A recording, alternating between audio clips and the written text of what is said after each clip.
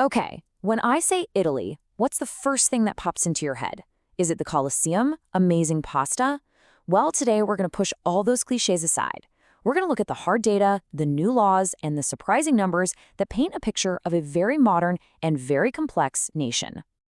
So, let's kick things off with a question that honestly might sound a little crazy. For the first time in a generation, could the average Italian actually be wealthier than the average person in the UK? And believe it or not, if we look at one very important number, the answer is yes. As of 2024, Italy's GDP per capita has just squeaked past the UK's. This is the first time that's happened since 2001. That's a huge economic shift, something we haven't seen in over 2 decades.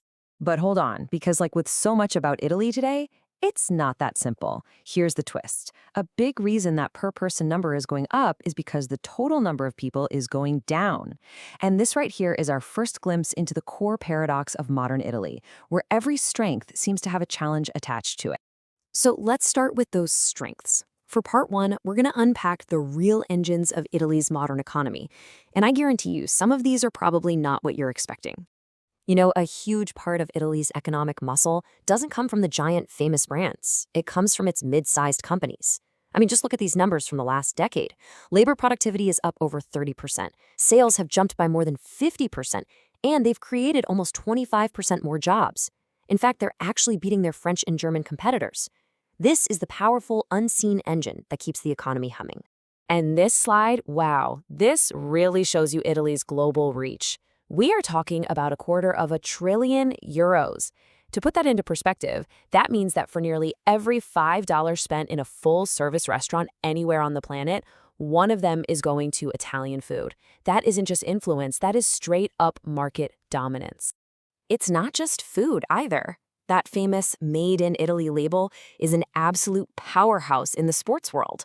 The industry adds almost €25 billion to the economy, making Italy one of the top 5 biggest exporters of sports gear on the globe.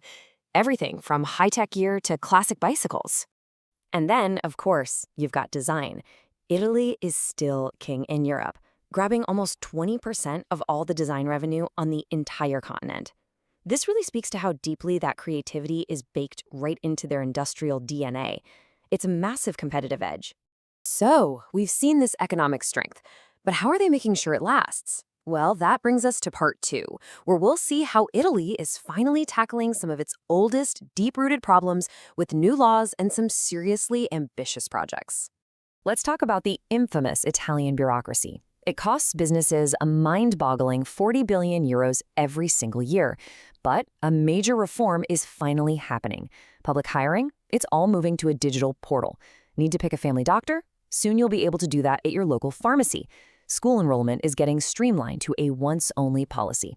These are tangible, legal changes aimed at making daily life and doing business way less complicated. And the modernization isn't just digital, it's physical. Over €100 billion are being poured into a complete reinvention of the national railway system. By 2026, the first big chunk of a new digital control system will be up and running, and 38 stations, especially in the central and southern regions, will be totally modernized. This is about connecting the country like never before. Now, here's a strategic move you probably didn't see coming. For the first time in 40 years, Italy is rebooting its mining sector. But this isn't about going back in time. It's a totally forward-looking play to get their own domestic supply of critical materials like lithium and rare earths. It's a smart move that fits right in with Europe's big push for self-sufficiency. Okay, so that brings us to part 3, because for all this incredible progress, Italy is still a nation of deep, deep contrasts. Now we're going to explore the social and demographic tensions that are really defining the country today. And you won't find a clearer picture of that paradox than right here, in the labor market. On the one hand, Italy just passed a land work law, a truly progressive piece of legislation giving workers with cancer and other serious illnesses 2 full years of job protection. That's a huge step. But on the other hand, the country is facing a critical shortage of skilled workers, with millions of professional and technical jobs that they just can't find people for. This contrast is literally written on the map. The economic divide between the North and South is still incredibly stark. I mean, look at this chart on savings. A family in Monza up north saves almost €10,000 a year on average. Meanwhile, a family down south in Crotone saves less than a quarter of that. It's an old story, but the numbers show it's still very much reality. You see the exact same kind of story when you look at who's coming and who's going. It's like a tale of two migrations. Italy is rolling out the red carpet for the super rich, becoming the world's third most popular destination for millionaires to move to. At the exact same time, entire regions like Molise are emptying out so fast that they're creating special programs to try and convince people to move back and work remotely. It's a wild contrast. So, all of this leads us to our final and most important question.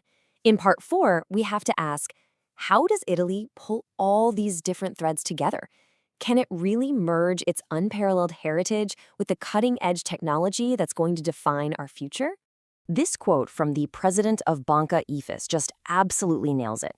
He says the real challenge of integrating AI into what's called the economy of beauty, fashion, design, luxury goods, it isn't about the tech itself. It's a cultural challenge.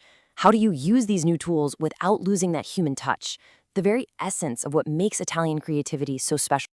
And what's fascinating is that the data suggests Italian businesses already have an answer.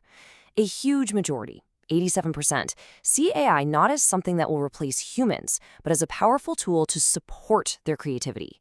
That mindset, right there, could be the key to fusing innovation with tradition. So we end right back where we started, with a big, thought-provoking question. Italy is a land of paradoxes, an aging nation that's economically outperforming its peers, a place of deep, ancient tradition that's in a race to modernize. So the question we're left with is this: can Italy's greatest historical asset, its incredible, undeniable, creative soul, become the very engine for its technological future?